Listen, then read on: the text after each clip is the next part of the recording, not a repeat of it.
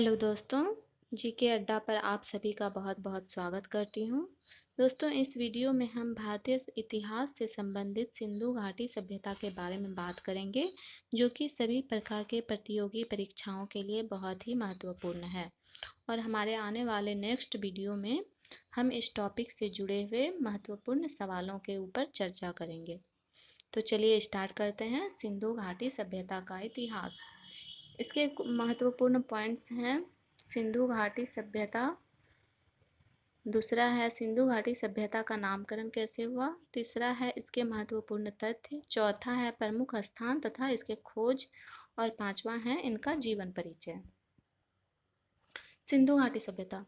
सिंधु घाटी सभ्यता की सर्वमान्य तिथि 2400 ईसा पूर्व मानी गई है। सिंधु घाटी सभ्यता को 3 नामों से जाना जाता है। पहला है हड़प्पा सभ्यता, दूसरा है सिंधु घाटी सभ्यता और तीसरा है ताम्रकांसी युगीन सभ्यता। अब हम हड़प्पा सभ्यता के बारे में जानेंगे। 1921 में इस सभ्यता की खोज सर्वप्रथम हड़प्पा में हुई थी, इसलिए इसे हड़प्पा सभ्यता के नाम से भी जाना जाता है। अब हम सिंधु घाटी सभ्यता के बारे में बात करेंगे, नाम के बारे में बात करेंगे। इसका आरंभिक उत्खनन जो था वो सिंधु नदी के किनारे या इसके आसपास हुई थी, इसलिए इसे सिंधु सभ्यता के नाम से भी जाना जाता है। इसका नामकरण सर जॉन मार्शल ने किया था। इनका पूरा नाम है सर जॉन मार्शल, इन्होंने इनका नामकरण किया था। अब हम बात करते हैं ताम्रकांस्य युगीन सभ्यता के बारे में। सर्वप्रथम मनुष्य द्वारा औजारों के लिए जिस धातु का प्रयोग किया गया था वो था तांबा और कांसा, इसलिए इसे ताम्रकांस्य युगीन सभ्यता भी कहते हैं। सिंधु घाटी सभ्यता की खोज की थी राय बहादुर दयाराम साहनी ने। किसने की थी? राय बहादुर दयाराम साहनी, ये इनका पूरा नाम है। और हड़प्पा तथा मोहनजोदड़ो की पुरातात्विक खुदाई सर जॉन मार्शल के नेतृत्व में की गई थी।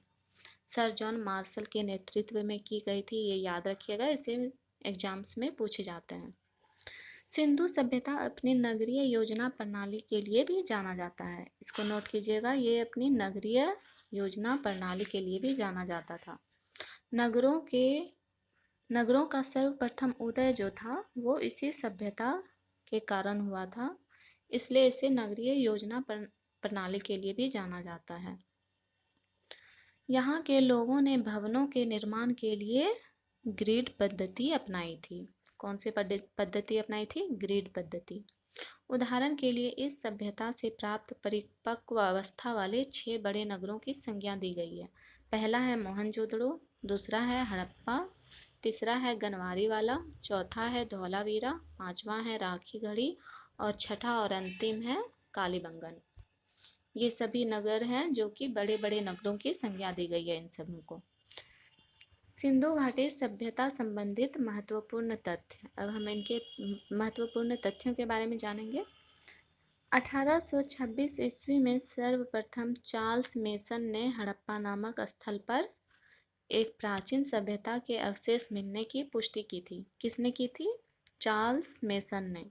सर्वप्रथम इन्होंने ही प्राचीन सभ्यता के अवशेष मिलने की पुष्टि की थी तथा रेडियो कार्बन C14 जैसी नवीन पद्धति के द्वारा सिंधु घाटी सभ्यता की सर्वमान्य तिथि का पता लगाया था। 2400 से 1700 ईसा पूर्व इसकी सर्वमान्य तिथि मानी गई थी। भारतीय पुरातत्व विभाग के संस्थापक कौन है? भारतीय पुरातत्व विभाग के संस्थापक हैं अलेक्जेंडर कनिंघम। इसे भी एग्जाम में पूछा जाता है तथा इस विभाग की स्थापना 1861 में हुई थी। मिसप्रिंट हो गया था, सॉरी, ये यहाँ पर होगा 1861।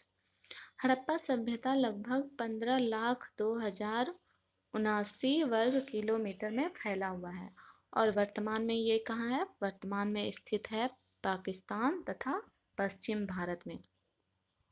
अब हम सिंधु घाटी सभ्यता के प्रमुख स्थल के बारे में बात करेंगे।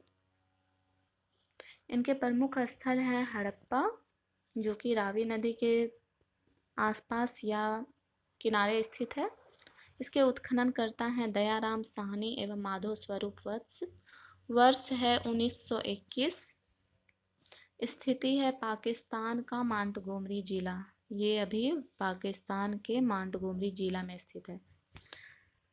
सेकेंड है मोहनजोदड़ो, ये इसके प्रमुख स्थल हैं जो कि सिंधु नदी के किनारे स्थित है। इसके उत्खनन करता है राखाल दास बनर्जी। वर्ष है 1922 में। स्थिति है पाकिस्तान के सिंध प्रांत का लरकाना जिला।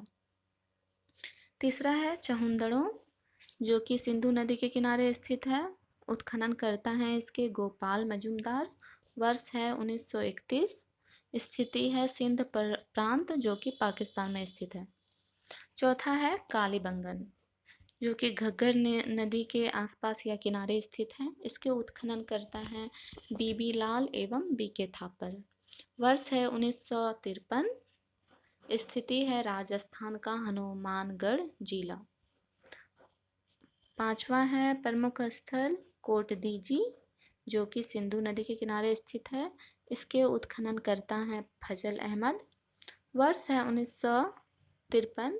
स्थिति है सिंध प्रांत का खैरपुर स्थान। छठा है रंगपुर, नदी है मादर। उत्खनन करता है रंगनाथ राव। वर्ष है 1953 से 1954। स्थिति है गुजरात का काठियावाड़ जिला।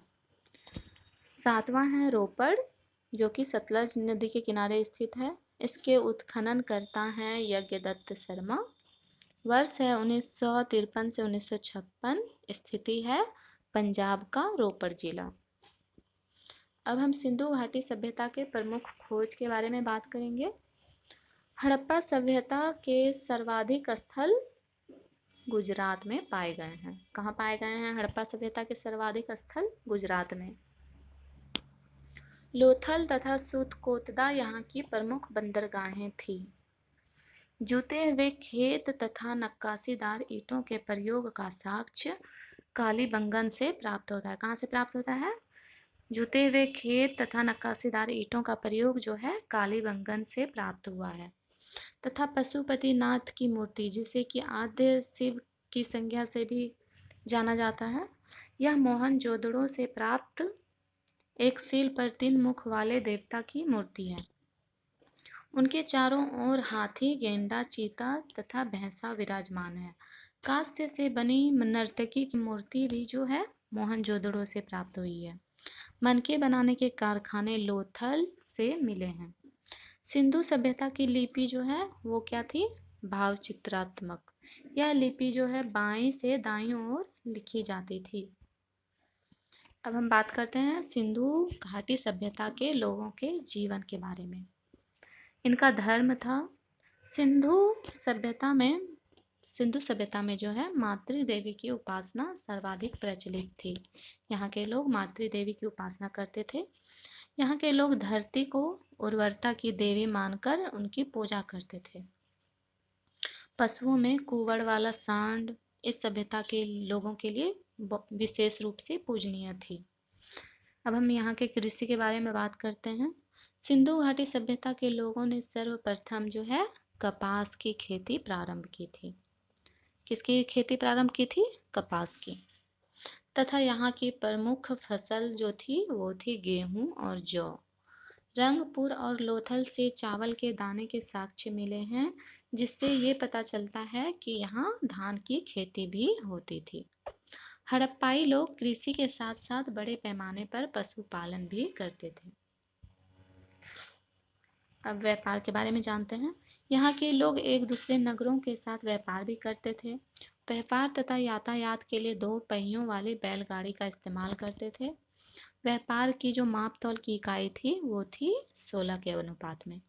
हड़प्पावासी कांस्य की वस्तुएं निर्मित करते थे।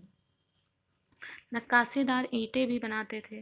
नक्काशीदार ईंटों तथा महत्वपूर्ण शिल्प कला के साथ साथ राजमिस्त्री वर्ग के अस्तित्व के बारे में भी पता चलता है। यहाँ के लोग जो हैं काले रंग से डिजाइन किए हुए लाल मिट्टी के बर्तन बनाते थे तथा आग में पकी हुई मिट्टी को टेराकोटा कहते थे। ये याद रखिएगा, आग में पकी हुई मिट्टी को टेराकोटा कहते थे। हड़प्पा संस्कृति का जो शासन था वो था वणिक वर्ग के हाथों में। यहाँ के लोग तलवार से भी परिचित नहीं थे। शवों को जलाने तथा गाड़ने की प्रथा प्रचलित थी। अब हम बात करते हैं सिंधु घाटी सभ्यता के पतन के बारे में। सिंधु घाटी सभ्यता का पतन जो है वो 1800 ईस्वी पूर्व हो चुका है। संभवतः इस सभ्यता के विनाश का सबसे प्रभावी कारण था बाढ़।